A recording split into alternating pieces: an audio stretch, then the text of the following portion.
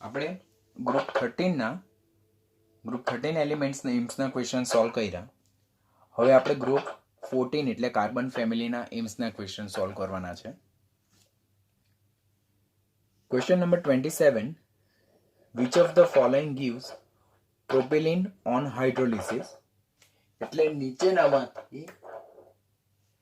નીચેનામાંથી કયા કાર્બાઇડ સંયોજનો એ જળ વિભાજનને અંતે આપણને propylene that's a allylene kind of compound આપે? તો આપણે ઓલરેડી કાર્બાઇડ સંયોજનો વિશે લર્ન કરી ચૂક્યા છે. તેમાં જો આપણે એલ્યુમિનિયમ કાર્બાઇડની વાત કરીએ, question number 27, option A aluminium carbide. તો એલ્યુમિનિયમ કાર્બાઇડ એ 4Al+3 and 3C-4 આયન ધરાવે. C-4 આયન જે છે જેને મિથેનાઇડ આયન કહેવાય, અને એનું જો જળ વિભાજન એટલે કે હાઇડ્રોલિસિસ કરવામાં આવે તો આપણને મિથેન વાયુ પ્રોડ્યુસ થશે. એટલે option A is not correct answer. Option B, that is Mg2C3 magnesium carbide. તો મેગ્નેશિયમ કાર્બાઇડ એ 2Mg+2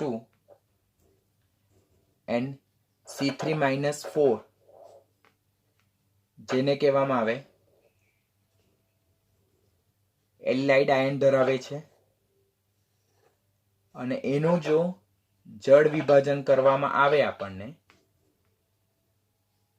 તો આપણને સંયોજન મળશે પ્રોપાઇન, જેને જ કહેવામાં આવે એલિલિન. સો આપણો આન્સર શું આવશે? બી આવશે. પણ સાથે સાથે આપણે બીજા જે ઓપ્શન છે તેની પણ ડિસ્કશન કરી લઈએ. બોરોન કાર્બાઇડ જે છે જે 4B+ C-4 આયન ધરાવે. C-4 that is મિથેનાઇડ ion. તો એ જળ વિભાજનને અંતે આપણને મિથેન વાયુ આપશે. અને ડી લેન્થેનમ કાર્બાઇડ્સ. લેન્થેનમ જે છે તેની +3 ઓક્સિડેશન અવસ્થા most common and most stable છે. ઓલરેડી નીટ એમ્સમાં ક્વેશ્ચન પૂછાય છે, યાદ રાખવાનું. તો 4La+3 અને 3C-4 એટલે એ પણ મિથેનાઇડ આયન ધરાવે, જે જળ વિભાજનને અંતે આપણને મિથેન વાયુ આપશે. આમ આપણે option A, option C and option D આ કાર્બાઇડ સંયોજનો કયા આયન ધરાવે છે? મિથેનાઇડ આયન ધરાવે છે, અને જે જળ વિભાજનને અંતે આપણને કયો વાયુ આપશે? મિથેન ગેસ આપશે. જ્યારે ઓપ્શન બી મેગ્નેશિયમ કાર્બાઇડ જે છે તો તે ઓપ્શન બી મેગ્નેશિયમ કાર્બાઇડ એ એલિલિડ આયન ધરાવે છે, અને જે જળ વિભાજનને અંતે આપણને પ્રોપેલિન વાયુ આપશે. ક્વેશ્ચન નંબર 27 માં કરેક્ટ આન્સર આવશે બી.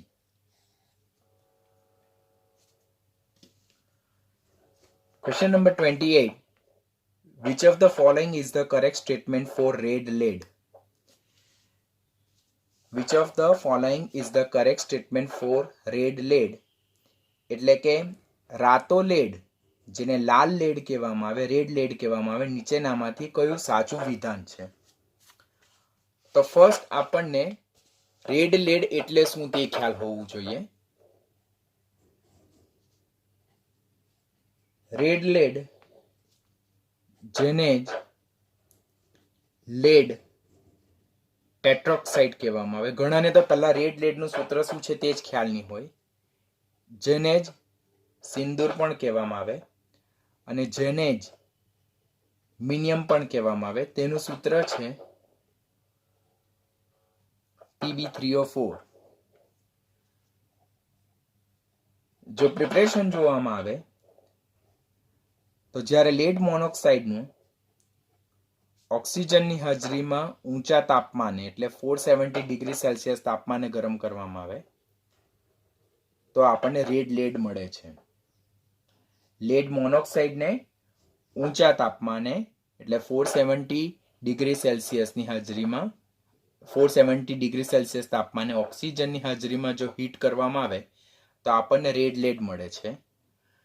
નાવ રિવર્સ પ્રોસેસ વિશે જો વિચારીએ, આ જે રેડ લેડ મળે છે તેનું જો આપણે 470 ડિગ્રી સેલ્સિયસ થી ઊંચા તાપમાને થર્મલ ડિકમ્પોઝિશન એટલે કે ઉષ્મીય વિઘટન કરીએ તો આપણને એમાંથી લેડ મોનોક્સાઇડ અને ઓક્સિજન વાયુ છૂટો પડે છે. તો હવે આપણે પહેલા તો રેડ લેડ એટલે શું, જેને લેડ ટેટ્રોક્સાઇડ કહેવાય, તેને જ સિંદૂર અને મિનિયમ નામે પણ ઓળખવામાં આવે, જેનું સૂત્ર છે Pb3O4. It's a mix kind of oxide જે લેડ મોનોક્સાઇડ અને લેડ ડાયોક્સાઇડનો મિશ્રણ છે, જેમાં લેડનો ઓક્સિડેશન સ્ટેટ +2 અને લેડનો ઓક્સિડેશન સ્ટેટ +4 છે. બંને કેવી રીતે છે તો જ્યારે લેડ મોનોક્સાઇડને ઓક્સિજનની હાજરીમાં 470 સેલ્સિયસ તાપમાને ગરમ કરવામાં આવે તો આપણને રેડ લેડ મળે. રિવર્સ પ્રોસેસ વિશે જો વિચારીએ તો આ જે રેડ લેડ મળે છે તેને 470 સેલ્સિયસ તાપમાનથી ઊંચા તાપમાન હીટ કરવામાં આવે, ઉષ્મીય વિઘટન થતાં લેડ મોનોક્સાઇડ અને ઓક્સિજન વાયુ છૂટો પડે છે. તો હવે ક્વેશ્ચન નંબર 28 વિશે જો વિચારીએ તો which of the following is the correct statement for red lead? It is an active form of lead. ખોટું થઈ જાય. It's a molecular formula Pb2O3. that is not true.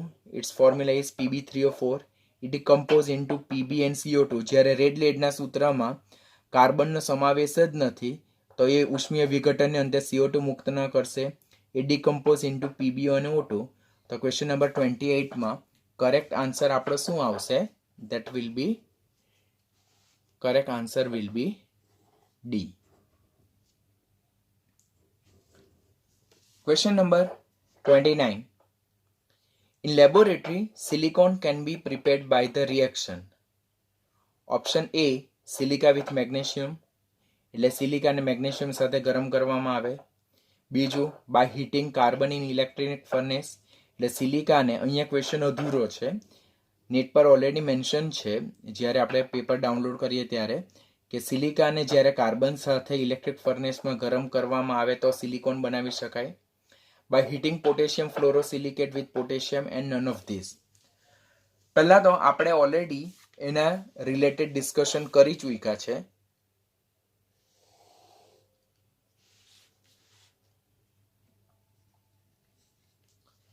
Option A વિશે વિચારીએ તો જ્યારે સિલિકાને આપણે મેગ્નેશિયમ સાથે ગરમ કરીએ તો મેગ્નેશિયમ એ વધુ સક્રિય ધાતુ છે જે સિલિકાનું રિડક્શન કરશે. શેમાં? સિલિકોનમાં. અને વધુ સક્રિય ધાતુ હોવાથી એની ઓક્સિજન પ્રત્યે અફિનિટી વધારે હશે. And it will be oxidise to what? Magnesium oxide. એટલે અહીંયા મેગ્નેશિયમનું ઓક્સિડેશન થાય, સિલિકાનું રિડક્શન થાય. માટે મેગ્નેશિયમ એ અહીંયા રિડક્શન કરતા તરીકે વર્તે જે સિલિકાનું સિલિકોનમાં રિડક્શન કરે છે. એટલે ઓપ્શન એ આપણો સાચો આન્સર હોઈ શકે. બટ આપણે બીજા ઓપ્શન વિશે પણ વિચારવાનું. They May have appropriate answer. હવે સિલિકાને જો કાર્બનની હાજરીમાં ઇલેક્ટ્રિક ફર્નેસ માં ગરમ કરવામાં આવે તો આપણને સિલિકોન કાર્બાઇડ અને કાર્બન મોનોક્સાઇડ મળે છે. સિલિકાને જ્યારે કાર્બન સાથે ઇલેક્ટ્રિક ફર્નેસમાં ગરમ કરવામાં આવે તો સિલિકોન કાર્બાઇડ અને કાર્બન મોનોક્સાઇડ મળે છે. ધેટ મીન્સ આપણી જે ક્વેશ્ચન છે તેમાં એવું લખ્યું છે કે સિલિકાને કાર્બનની હાજરીમાં ઇલેક્ટ્રિક ફર્નેસમાં ગરમ કરવાથી સિલિકોન મળે છે, તો એ ખોટું થાય. But here be careful. જો આ જ પ્રોસેસ ઇલેક્ટ્રિક ફર્નેસમાં કરવામાં આવે અને અહીંયા આપણે Fe એટલે કે આયનને અલ્પ માત્રામાં ઉમેરીએ, જો સિલિકાને કાર્બનની હાજરીમાં ઇલેક્ટ્રિક ફર્નેસમાં ગરમ કરશું અને સ્મોલ અમાઉન્ટ ઓફ આયન જો એડ કરશું તો આપણને સિલિકોન અને કાર્બન મોનોક્સાઇડ જનરેટ થશે. શું જનરેટ થશે? સિલિકોન અને કાર્બન મોનોક્સાઇડ જનરેટ થશે. અને ત્યારે રિએક્શન આપણે આ રીતે રાઇટ કરશું: SiO2 plus 2C give silicon plus 2CO. એટલે સિલિકાને કાર્બન સાથે જો ઇલેક્ટ્રિક ફર્નેસમાં આયનની હાજરીમાં, કોની હાજરીમાં? આયનની હાજરીમાં જો ગરમ કરવામાં આવે તો જ સિલિકાનું રિડક્શન શેમાં થશે? સિલિકોનમાં થશે. અને કાર્બનનું ઓક્સિડેશન શેમાં થશે? કાર્બન મોનોક્સાઇડમાં થશે. બટ આપણા ક્વેશ્ચનમાં એવું મેન્શન નથી કર્યું. What they have mention? They have mention only કે heating of silica with carbon in electric furnace. તો એટલાથી તો આપણને ડાયરેક્ટ મળવાનું શું? સિલિકોન કાર્બાઇડ, જેને કાર્બોરેન્ડમ કહેવામાં આવે છે. જે આપણો ક્વેશ્ચન, જે આપણો આન્સર નથી. આપણો આન્સર શું છે કે નીચેનામાંથી કઈ પદ્ધતિ દ્વારા સિલિકોન મેળવી શકાય? તો કરેક્ટ આન્સર એ હશે. બી ડેફિનેટલી નહીં. જો અહીંયા ઓપ્શન બી માં in presence of small amount of Fe આપેલું હોતે તો ડેફિનેટલી આપણને પ્રોડક્ટ તરીકે શું મળતે? સિલિકોન મળતે. પણ અહીં આપ્યું નથી, માટે option B is not valid. Option C, potassium silicon hexafluoride ને જો પોટેશિયમ સાથે ગરમ કરવામાં આવે તો there is no silicon obtain here. એનું રિએક્શન છે one kind of silicates compound. સિલિકેટ્સને ગરમ કરવામાં આવે તો એમાંથી ડેફિનેટલી સિલિકોન્સ એટલે સિલિકોન મળવાનું નથી. અને લાસ્ટ તો નન ઓફ ધ ફોલોઈંગ, એ તો એપ્લાય થાય જ નહીં. તો ક્વેશ્ચન નંબર 29 માં કરેક્ટ આન્સર શું આવશે? એ કે જ્યારે સિલિકાનું રિડક્શન મેગ્નેશિયમ વડે બાય એપ્લાઇંગ હીટ કરવામાં આવે તો silica is reduce to silicon અને magnesium is oxidise to what? Magnesium oxide. Here magnesium will be act like a reducing agent. Question number 30. Which of the following cuts UV rays? Which of the following cuts UV rays? આપણે already જુદા જુદા ગ્લાસના પ્રકાર જોયા છે. અહીંયા આપણને 3 glass આપેલા છે: soda glass, Crookes glass, Pyrex glass. Already આપણે ગ્લાસ વિશે જ્યારે લર્ન કરેલું હતું તો હિયર ઇઝ ધ મટીરિયલ કે સોડા ગ્લાસ જે છે, જે સોફ્ટ ગ્લાસ છે, કે જે સોડિયમ અને કેલ્શિયમનું સિલિકેટ્સનું મિક્સચર છે. It is cheap in price. એ સરળતાથી ફ્યુઝ થઈ શકે, મેલ્ટ થઈ શકે. અને એ જે કોમન ગ્લાસ ટ્યુબ છે, પછી ગ્લાસ બોટલ્સ છે, તેની બનાવટમાં વપરાય. ખાસ ઇમ્પોર્ટન્ટ જીના ગ્લાસ છે, પાયરેક્સ ગ્લાસ છે, ક્રુગ્સ ગ્લાસ છે અને ક્વાર્ટઝ ગ્લાસ છે. તેમાં આપણને ઓપ્શનમાં પાયરેક્સ ગ્લાસ અને ક્રુગ્સ ગ્લાસ આપેલું છે. પાયરેક્સ ગ્લાસ શું છે? તો ઝિંક, બેરિયમ ના બોરોસિલિકેટ્સ અને એલ્યુમિનોસિલિકેટ્સ છે. કમ્પોઝિશન યાદ રાખવું પડશે. એની પ્રોપર્ટી જીના ગ્લાસ જેવી જ છે કે હીટ, શોક અને કોમન રિએજન્ટ પ્રત્યે પ્રતિકારક શક્તિ ધરાવે છે. ત્યાર પછી it can easily withstand with the sudden change in temperature. એટલે તાપમાનમાં જે ફ્લક્ચ્યુએશન આવે, પ્લસ માઇનસ, ઝડપથી ઠંડુ થઈ જાય, ઝડપથી ગરમ થઈ જાય, તો એનું રેઝિસ્ટ કરી શકે પાયરેક્સ ગ્લાસ. માટે એ જે લેબોરેટરીમાં જે ગ્લાસવેર છે અને ઓવનના જે ગ્લાસવેર જે છે તો તેની બનાવટમાં ખાસ વપરાય. The same questions can be asked કે oven glassware can be made up of dash kind of glass, તો that is Pyrex glass. Last one is a Crookes glass, જે આપણો કરેક્ટ આન્સર છે કે it is a special type of glass having cerium oxide CEO2, કે જે આપણે D વિભાગમાં તમે ઓલરેડી લર્ન કરશો. And it does not allow the passage of the UV રેડિયેશન્સ. અને એને લીધે એનો ખાસ ઉપયોગ શેમાં થાય છે? ઓપ્ટિકલ લેન્સીસની બનાવટમાં એનો ખાસ ઉપયોગ થાય છે. તો ક્વેશ્ચન નંબર 30 જે છે તો તેમાં કરેક્ટ આન્સર શું આવશે? તો correct answer will be option correct answer will be option B. That is Crookes glass.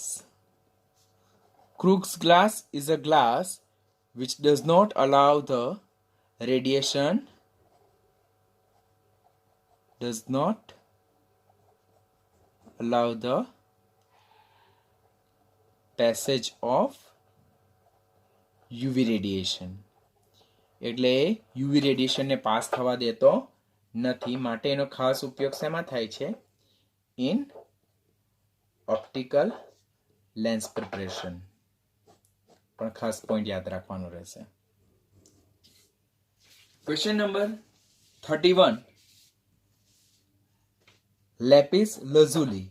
તો lapis lazuli is a ferrous sulphate, it's a copper sulphate, it's a sodium aluminium silicates અને it's a zinc sulphate. જો આપણે minerals નહીં કરી હોય તો આ ક્વેશ્ચનને attend નહીં કરી શકીએ, બટ સચ કાઇન્ડ ઓફ ક્વેશ્ચન્સ પૂછાઈ તો શકે, બટ એના પૂછાવાની શક્યતા ઘણી ઓછી. લેપિસ લઝુલી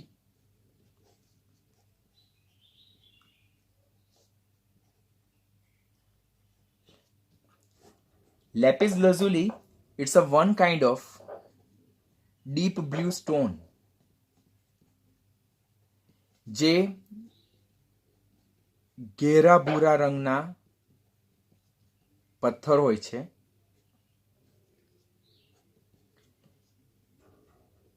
They are sulfur containing sodium aluminum silicates. Mineral જો ધ્યાનથી વાંચી હોય ને એના રિલેટેડ ઇન્ફોર્મેશન જો રીડ કરી હોય તો તમને આવડી જાય. તો it's a sulphur containing very small amount of sulphur containing sodium aluminium silicates, અને જેનું સૂત્ર છે 3Na2O 3Al2 6SiO2 into Na2S.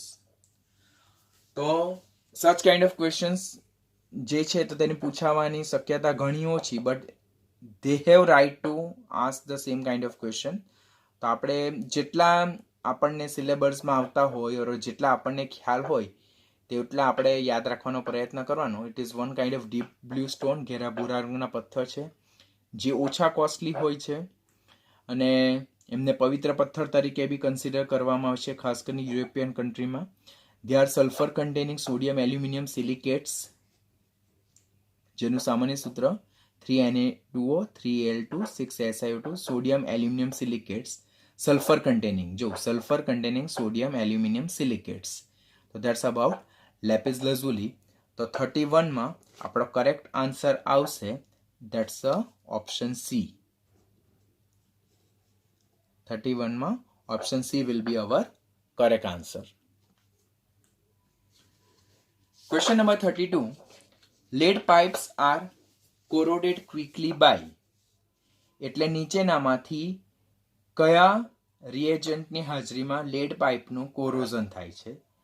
તો લેડ પાઇપ જે છે તો તેનું કોરોઝન ખાસ કરીને એસિટિક એસિડની હાજરીમાં ઝડપથી થાય છે, જે one kind of organic acid છે.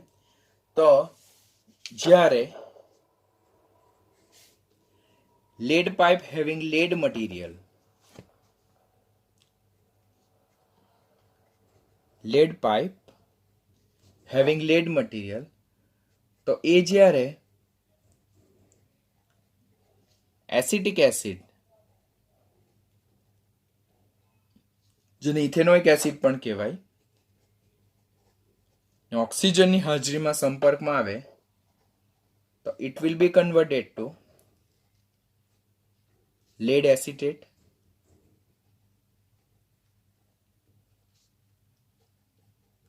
So it's a one kind of corrosion process. Corrosion process એટલે ક્ષારણ થાય, એટલે કે લેડ પાઇપ આ જે એસિટિક એસિડ જે છે તેમાં એ શું થાય છે? ડિઝોલ્વ થાય છે. તો 32માં answer C will be our correct option. 34. Which gas is liberated when aluminum carbide is hydrolyzed? અત્યારે જ આપણે લર્ન કર્યું કે aluminium carbide having a methanide ion which upon hydrolysis produce methane. તો ક્વેશ્ચન નંબર 33 તેમાં કરેક્ટ આન્સર આવશે C કે aluminium carbide. Stoichiometry related very important question. તેનું જો જળ વિભાજન થાય તો it will produce aluminium hydroxide plus methane. સ્ટોઇક્યોમેટ્રી માટે આ રિએક્શન આપણે યાદ રાખવાનું. સ્ટોઇક્યોમેટ્રીમાં તત્વયોગમિતિમાં આના રિલેટેડ ક્વેશ્ચન પૂછાય કે 2 મોલ એલ્યુમિનિયમ કાર્બાઇડનું જળ વિભાજન થતા એસટીપીએ છૂટા પડતા મિથેન વાયુનું કદ કેટલું. તો આપણને ફર્સ્ટ રિએક્શન બનાવતા આવડવું જોઈએ. જો રિએક્શન બનાવતા આવડે તો જ આપણે એ આન્સરને જસ્ટિફાઈ કરી શકીએ. તો સ્ટોઇક્યોમેટ્રીના આ ક્વેશ્ચન્સ ઇમ્પોર્ટન્ટ છે, જે બોર્ડમાં પણ પૂછાયો છે અને કોમ્પિટિટિવમાં પણ જેઈ મેઇનમાં ક્વેશ્ચન પૂછાયેલો છે. તો એલ્યુમિનિયમ કાર્બાઇડ એ મિથેનાઇડ આયન ધરાવે, માટે એ જળ વિભાજનને અંતે કયો વાયુ મુક્ત કરશે? મિથેન વાયુ મુક્ત કરશે. Question number 34, which of the following attacks glass.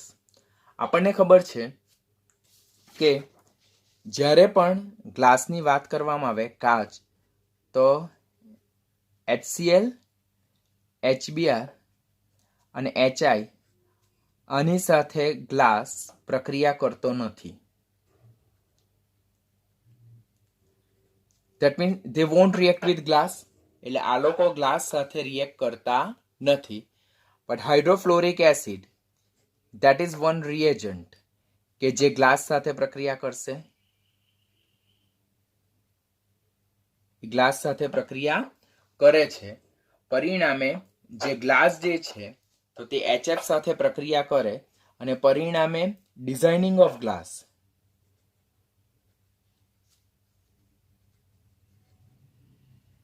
એટલે ગ્લાસમાં ફ્લાવર પેટર્ન છે કે જુદી જુદી જાતનું ફ્લોરલ પેટર્ન છે, પછી જુદા જુદા શેપના જુદા જુદા આકારની જે બધી પેટર્ન, જે દુધિયા રંગની પેટર્ન જે જનરેટ કરવાની હોય, તો તેમાં કયો એસિડ વપરાય છે? હાઇડ્રોફ્લોરિક એસિડ વપરાય છે. તો ધીસ ઇઝ ઇમ્પોર્ટન્ટ ક્વેશ્ચન કે અને સચ kind off process is called as a etching of glass. તો ક્વેશ્ચન પૂછવામાં આવે etching of glass. Etching of glass is done by hydrofluoric acid. શા માટે hydrofluoric acid? Because hydrofluoric acid એક એવો એસિડ છે અમોંગ ઓલ હાઇડ્રોહેલિક એસિડ કે જે એકમાત્ર ગ્લાસ સાથે પ્રક્રિયા કરે છે.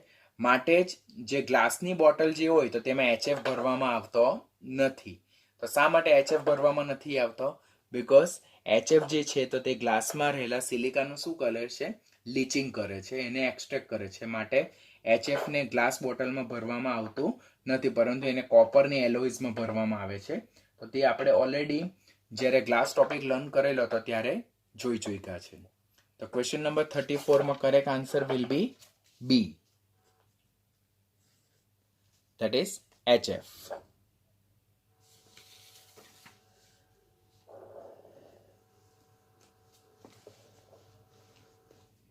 માં કરેક્ટ આન્સર આપણો આવશે HF. Which of the following attacks the glass? તો ધેટ ઇઝ HF.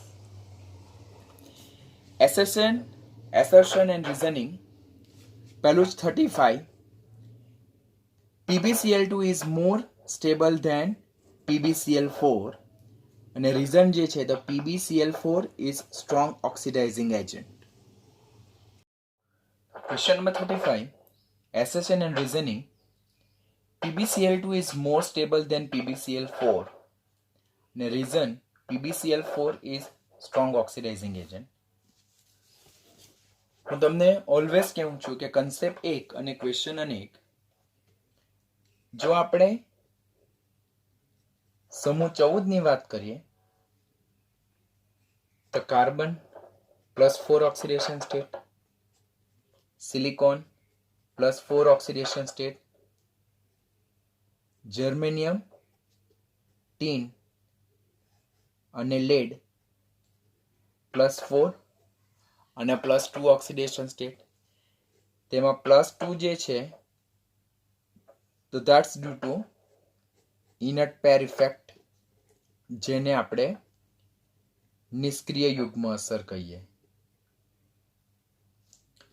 વધુમાં જર્મેનિયમથી લેડ તરફ જતા +4 ની સ્થાયીતા ક્રમશઃ ઘટી જાય અને +2 ની સ્થાયીતા ક્રમશઃ વધતી જાય. Already the same questions we discuss earlier in NEET એક્ઝામના જ્યારે ક્વેશ્ચન સોલ્વ કરતા હતા ત્યારે. માટે જર્મેનિયમના +4 ઓક્સિડેશન ધરાવતા સંયોજનો એ +2 કરતા વધારે સ્ટેબલ,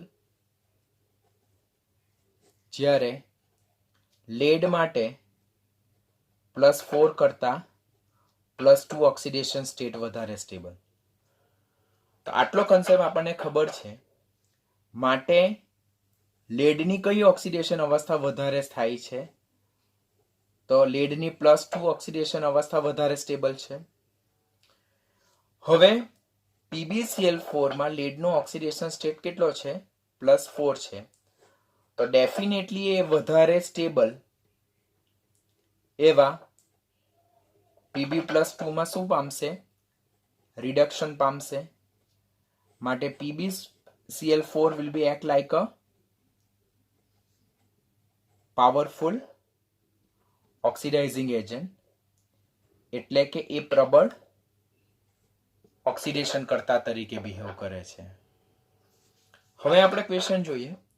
તો PbCl2 is more stable than PbCl4. તો એ સાચું છે, કારણ કે PbCl2 માં Pb ની ઓક્સિડેશન સ્ટેટ +2 છે, જ્યારે PbCl4 માં Pb ની ઓક્સિડેશન અવસ્થા +4. લેડની +2 ઓક્સિડેશન અવસ્થા વધારે સ્થાયી, જ્યારે +4 ઓછી સ્થાયી. That's due to inert pair effect, નિષ્ક્રિય યુગ્મ અસરને કારણે. અને reason PbCl4 is strong oxidising agent. હવે PbCl4 એ સ્ટ્રોંગ ઓક્સિડાઇઝિંગ એજન્ટ તરીકે શા માટે વર્તે? પ્રબળ ઓક્સિડેશન અવસ્થા તરીકે શા માટે વર્તે? કારણ કે લેડની તો +2 ઓક્સિડેશન અવસ્થા વધારે થાય. માટે બંને વિધાન સાચા, અને જે કારણ જે છે તો તે આનું કરેક્ટ જસ્ટિફિકેશન આવે. એટલે ક્વેશ્ચન નંબર 35 માં આપણો કરેક્ટ આન્સર આવશે એ, કે જેમાં રીઝન અને અસર્શન બંને સાચા છે, અને રીઝન એ એસર્શનનો કરેક્ટ એક્સપ્લેનેશન મેન્શન કરે છે. ક્વેશ્ચન નંબર 36, કે cyclic silicates and chain silicates have the same general molecular formula. એટલે કે cyclic silicates એટલે કે ચક્રીય સિલિકેટ્સ અને ચેઇન સિલિકેટ એટલે શૃંખલામય સિલિકેટ્સ ના જે આણ્વીય સૂત્રો જે છે, મોલેક્યુલર ફોર્મ્યુલા જે છે, તો તે કેવા છે? સરખા છે. રીઝન શું છે? In cyclic silicates 3 corners of each SiO4 tetrahedron are shared, while in chain silicates only 2 are shared with other tetrahedron. એટલે સાયક્લિક સિલિકેટ્સમાં 3 જે સિલિકોન ઓક્સિજન ટેટ્રાહેડ્રોલ જે છે, સમચતુષ્ફલક છે, તેના 3 ખૂણા એટલે 3 ઓક્સિજનની ભાગીદારી થયેલી છે. શેમાં? સાયક્લિક સિલિકેટ્સમાં. જ્યારે ચેઇન સિલિકેટ્સમાં ફક્ત 2 ખૂણાની એટલે કે 2 ઓક્સિજનની ભાગીદારી થયેલી છે. તો હવે આપણું એના વિશે શું મંતવ્ય હોઈ શકે? તો કરેક્ટ એક્સપ્લેનેશન શું હશે?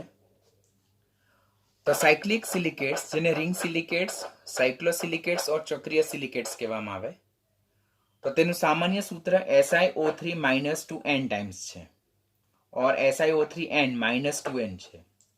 જ્યારે ચેન સિલિકેટ જે છે તેનું સામાન્ય સૂત્ર તે પણ કેવું છે? SiO3n -2n પ્રકારનું છે. ધેટ મીન્સ જે એસર્શન જે છે તો તે કેવા પ્રકારનું છે? સાચવ છે.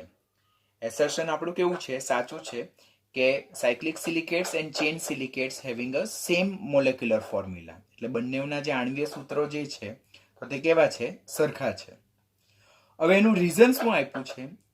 કે સાયક્લિક સિલિકેટ્સ જે છે તો તેમાં ઈચ ટેટ્રાહેડ્રોન એટલે પ્રત્યેક SiO4 જે ટેટ્રાહેડ્રોન જે છે ચતુષ્ફલક, તો તે 3 ખૂણાની ભાગીદારી કરે, જ્યારે ચેઇન સિલિકેટ્સ એટલે શૃંખલા સિલિકેટ્સમાં ફક્ત 2 ની ભાગીદારી કરતો. એ સ્ટેટમેન્ટ ખોટું થઈ ગયું.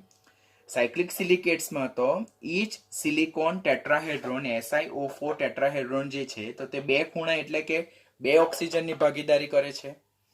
જ્યારે શૃંખલા સિલિકેટ્સમાં પણ જે number of sharing of oxygen or corner with neighbour tetrahedron that is also the same number that is 2. તો એસર્શન એ સાચું છે, પરંતુ રીઝન શું થાય? ખોટું થાય. કારણ કે રીઝનમાં જે આપેલું છે કે ચક્રીય સિલિકેટ્સ એ 3 ની ભાગીદારી કરે, જ્યારે શૃંખલા સિલિકેટ્સ 2 ની ભાગીદારી કરે, તો એ ખોટું છે. ચક્રીય અને શૃંખલા બંનેના આણ્વીય સૂત્ર બી સરખા અને number of sharing of oxygen or number of sharing of corner or ખૂણા ઓર ઓક્સિજનની જે ભાગીદારી થાય તે પણ કેવી છે?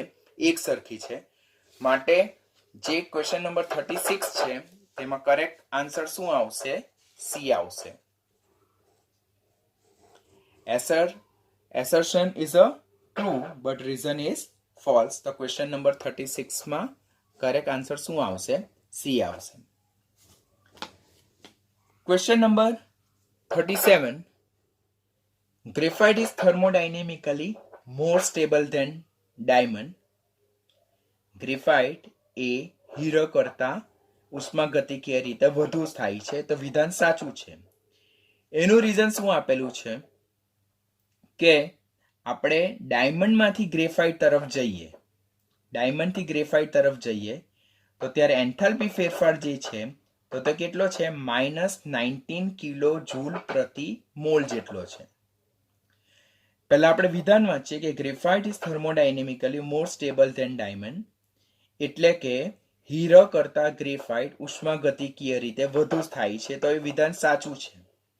એનું રીઝન શું આપ્યું કે ડાયમંડથી ગ્રેફાઇટ તરફ જઈએ આપણે તો એન્થાલ્પી ફેરફાર કેટલો છે? -19 કિલો જૂલ પર મોલ, એટલે કે -19 એટલે કે ડાયમંડથી ગ્રેફાઇટ તરફ જાઓ છો તમે તો ત્યારે 19 કિલો જૂલ પ્રતિ મોલ જેટલી ઉષ્મા શું થાય છે? મુક્ત થાય છે. તો પહેલું વિધાન તો સાચું જ છે. બીજું વિધાન પણ સાચું છે, પણ શું એનું એ કરેક્ટ એક્સપ્લેનેશન હોઈ શકે? તો એના વિશે જો ડિસ્કશન કરીએ તો થર્મોડાયનેમિક સ્ટેબિલિટી એટલે ઉષ્માગતિકીય સ્થાયીતા જે છે તો તે ડાયમંડની ગ્રેફાઇટ કરતાં ઓછી છે. ઇમ્પોર્ટન્ટ ક્વેશ્ચન, થર્મોડાયનેમિક્સને લગતો અને પી વિભાગને લગતો કમ્બાઇન્ડ ક્વેશ્ચન છે. ખાસ યાદ રાખવાનું કે જો ક્વેશ્ચન પૂછવામાં આવે કે હીરાની ઉષ્માગતિકીય સ્થાયીતા એ ગ્રેફાઇટ કરતાં વધારે છે તો એ ખોટું છે. થર્મોડાયનેમિક સ્ટેબિલિટી ડાયમંડની ગ્રેફાઇટ કરતાં ઓછી છે. તો સંયોજનોની ઓર અલોટ્રોપ્સની જે થર્મોડાયનેમિક સ્ટેબિલિટી જે છે તો કોના આધારે નક્કી કરી શકાય? તો that can be predicted by their enthalpy of formation, એટલે કે સર્જનાત્મક એન્થાલ્પી ફેરફાર, standard enthalpy of formation. Standard ક્યારે કહી શકાય કે જ્યારે પ્રમાણિત સ્થિતિમાં આપણે જો એ ફેરફાર જે છે like 298 kelvin temperature and 1 bar pressure જેવી પરિસ્થિતિમાં જો સંયોજનનું નિર્માણ કરવામાં આવે તો એ સંયોજનનું સર્જન કરવામાં આવે તો એને સ્ટાન્ડર્ડ એન્થાલ્પી ઓફ ફોર્મેશન કહેવામાં આવે, પ્રમાણિત સર્જનાત્મક એન્થાલ્પી કહેવામાં આવે. આમ હીરો અને ગ્રેફાઇટની જે સ્ટેબિલિટી જે છે તો તે તેમની એન્થાલ્પી ઓફ ફોર્મેશનને આધારે નક્કી કરી શકાય. ગ્રેફાઇટની એન્થાલ્પી ઓફ ફોર્મેશન, જેને standard free energy of formation સર્જનાત્મક મુક્ત ઉર્જા પણ કહેવામાં આવે, એ હીરાની જે ફ્રી એનર્જી ઓફ ફોર્મેશન કરતાં કેટલી ગણી જેટલી ઓછી છે? 1.9 કિલો જૂલ પર મોલ જેટલી ઓછી છે. ગ્રેફાઇટની standard enthalpy of formation or standard free energy of formation જે છે તો તે હીરાની જે ફ્રી એનર્જી ઓફ ફોર્મેશન છે તેના કરતાં કેટલી ઓછી છે? 1.9 કિલો જૂલ પર મોલ જેટલી ઓછી છે. એટલે કાર્બનનું અલોટ્રોપ્સ ડાયમંડથી ગ્રેફાઇટમાં જો રૂપાંતર કરવામાં આવે તો 1.9 કિલો જૂલ પ્રતિ મોલ જેટલી ઉષ્મા શું થાય છે? મુક્ત થાય છે. કોઈ પણ સંયોજન બને ત્યારે જેમ એન્થાલ્પી ઓફ ફોર્મેશનનું ઋણ મૂલ્ય વધતું જાય તેમ તેમ સંયોજનોની સ્ટેબિલિટી વધતી જાય. અહીંયા ડાયમંડમાંથી ગ્રેફાઇટ તરફ જતા 1.9 કિલો જૂલ પ્રતિ મોલ જેટલી ઉષ્મા શું થાય છે? મુક્ત થાય છે. Minus sign indicate it's a exothermic reaction, ઉષ્માક્ષેપક પ્રક્રિયા છે. એટલે ડાયમંડમાંથી ગ્રેફાઇટ તરફ જતા 1.9 કિલો જૂલ પ્રતિ મોલ જેટલી ઉષ્મા મુક્ત થાય છે, જે ઇન્ડિકેટ કરે છે કે diamond is less stable while graphite is more stable. કાર્બનના જુદા જુદા અલોટ્રોપ્સની જો વાત કરીએ તો તેમના પ્રમાણિત સર્જનાત્મક એન્થાલ્પી ફેરફાર, એન્થાલ્પી ઓફ ફેરફારની જો આપણે વાત કરીએ તો ડાયમંડની કેટલી છે 1.9 કિલો જૂલ પર મોલ છે, ગ્રેફાઇટની 0 છે because it is most stable allotropes of the carbon, ફુલેરિનની 38.1 કિલો જૂલ પર મોલ છે. આમ જે સૌથી વધારે સ્થાયી અપરૂપ જે છે તો તે કયું છે? That's a graphite. જ્યારે ફુલેરિન જે છે તો તે સૌથી ઓછું સ્થાયી અપરૂપ છે. કોનું? કાર્બનનું. હીરામાંથી ગ્રેફાઇટ તરફ જઈએ આપણે તો ઉષ્માગતિકીય રીતે આ પ્રક્રિયા શક્ય છે, but it required energy of activation. Generally એ પ્રોસેસ શક્ય નોર્મલ રીતે નથી થતી, પરંતુ એનર્જી ઓફ એક્ટિવેશન જો પ્રોવાઈડ કરવામાં આવે તો ડાયમંડમાંથી ગ્રેફાઇટમાં એટલે કે લેસ સ્ટેબલ ફોર્મમાંથી મોર સ્ટેબલ ફોર્મમાં ઇઝીલી કન્વર્ટ થઈ શકે. But diamond is less stable અને ગ્રેફાઇટ ઇઝ મોર સ્ટેબલ. માટે હીરામાંથી ગ્રેફાઇટની પ્રક્રિયા દરમિયાન ઉષ્મા મુક્ત થાય છે. તે પ્રક્રિયા ઉષ્મા કેવી છે? ક્ષેપક છે. ખાસ યાદ રાખવાનું, ડાયમંડમાંથી ગ્રેફાઇટ તો that's a kind of exothermic reaction. એ કેવી પ્રક્રિયા છે? ઉષ્મા ક્ષેપક પ્રક્રિયા છે. પરંતુ graphite being a more stable allotropes of carbon, તો મોર સ્ટેબલમાંથી least stable or less stable ડાયમંડમાં જો આપણે કન્વર્ટ થવું હોય તો thermodynamically it's not the possible, it's not feasible by thermodynamics point of view. એને જ્યારે 1600 ડિગ્રી સેલ્સિયસ તાપમાન જેટલું ઊંચું તાપમાન અને 50,000 થી 60,000 એટમોસ્ફિયર જેટલું પ્રેશર આપવામાં આવે, then and then only graphite is converted to diamond, which is economic point of view very expensive method. એટલે ગ્રેફાઇટમાંથી ડાયમંડમાં કન્વર્ટ થવું તો એ થર્મોડાયનેમિકલી સ્ટેબલ નથી. અને ગ્રેફાઇટમાંથી ડાયમંડમાં જો કન્વર્ટ થવું હોય તો એ પ્રોસેસ કેવી છે? તો ઇટ્સ અ એન્ડોથર્મિક રિએક્શન,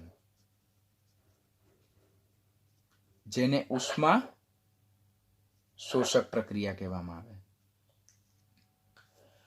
આમ જે જુદા જુદા સંયોજનો છે ઓર અપરૂપો છે તેની સર્જનાત્મક એન્થાલ્પી, પ્રમાણિત સર્જનાત્મક એન્થાલ્પી જેને કહેવામાં આવે, ઓર સ્ટાન્ડર્ડ એન્થાલ્પી ઓફ ફોર્મેશન જે છે તો તેને આધારે તેમની સ્થાયીતા નક્કી કરવામાં આવે કે જેમની પ્રમાણિત સર્જનાત્મક એન્થાલ્પીના ઋણ મૂલ્ય વધારે હોય તો તેમની સ્ટેબિલિટી એટલે સ્થાયીતા વધારે હોય, અને જેમના આ જે પ્રમાણિત સર્જનાત્મક એન્થાલ્પી ફેરફારના મૂલ્યો ધન હોય તો તેમની સ્થાયીતા કેવી હોય છે?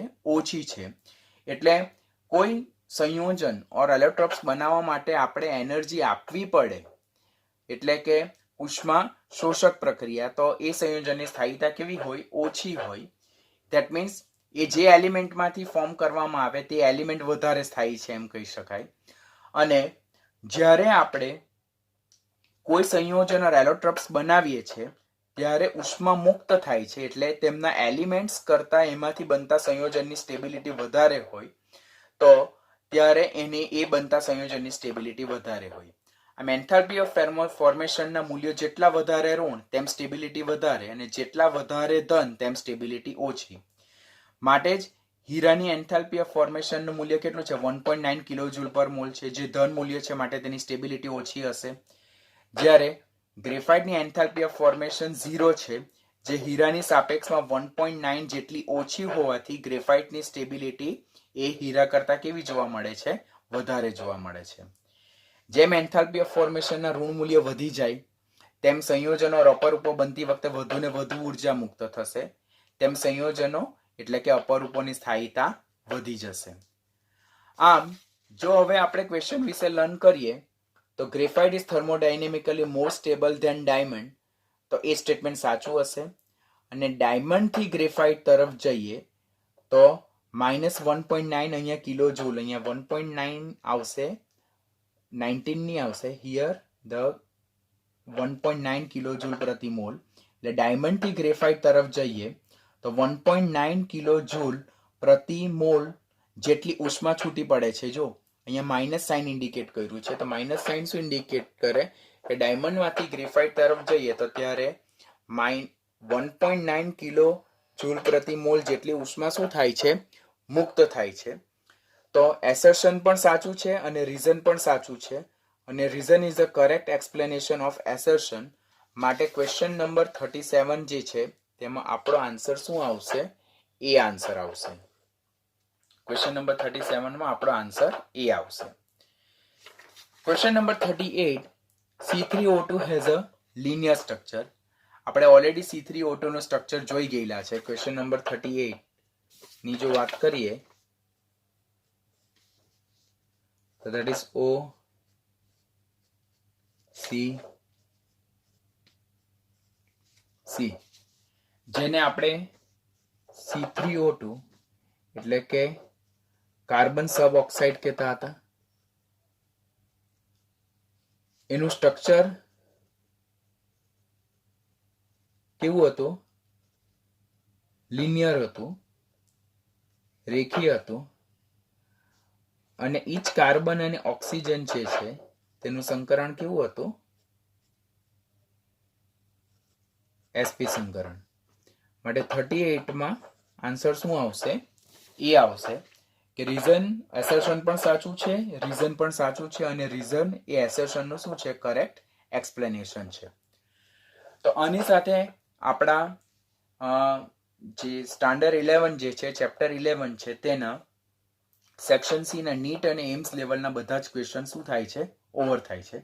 નેક્સ્ટ સેશનમાં આપણે હવે ટેક્સ્ટબુકની એક્સરસાઇઝ કે જે ટેક્સ્ટબુકના બધા ટોપિક લર્ન કરતા પણ જો આપણને નહીં સમજ પડી હોય અને જે થોડીક આપણને ડિફિકલ્ટ લાગે ટુ અન્ડરસ્ટેન્ડ, તો એવી એક્સરસાઇઝને આપણે નેક્સ્ટ લેક્ચરમાં સોલ્વ કરીને આપણે ચેપ્ટર વાઇન્ડ અપ કરશું.